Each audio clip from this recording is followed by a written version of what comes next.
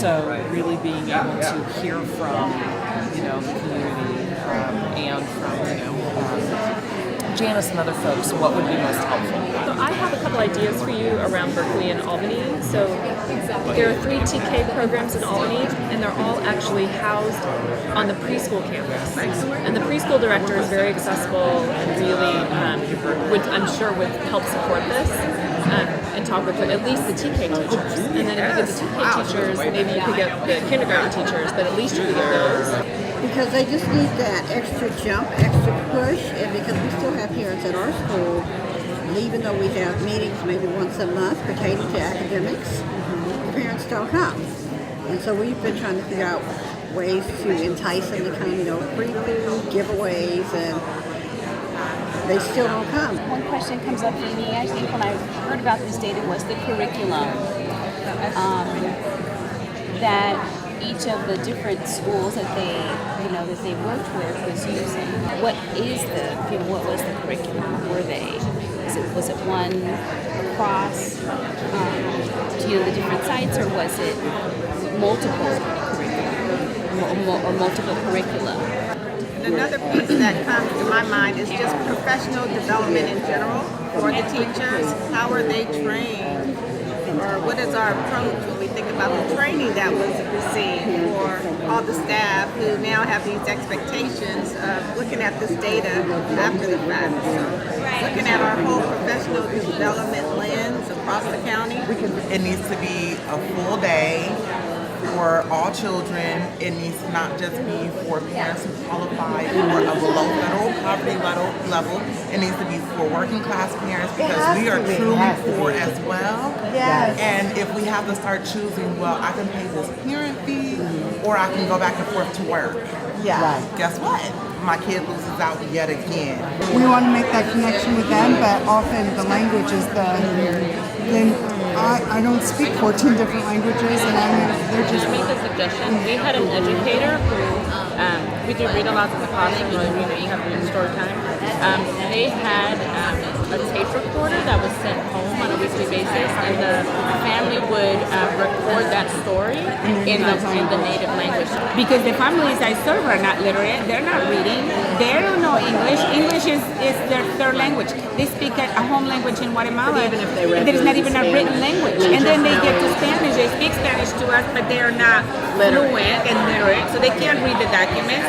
And then they come to the clinic, and whatever the doctor says is what they're going to do. They don't ask questions. They don't say, oh, my baby's not talking, my baby's not eating yet, my baby's not feeding. And those children get 2 years behind sometimes. By the time they come to us, they don't have their language skills. They don't have literacy skills. No one's read at home. Their parents don't know how to read. These are the families that I'm serving from Guatemala and Latin America. Yeah, they have a great partnership around third grade reading improvement called The Big Lift.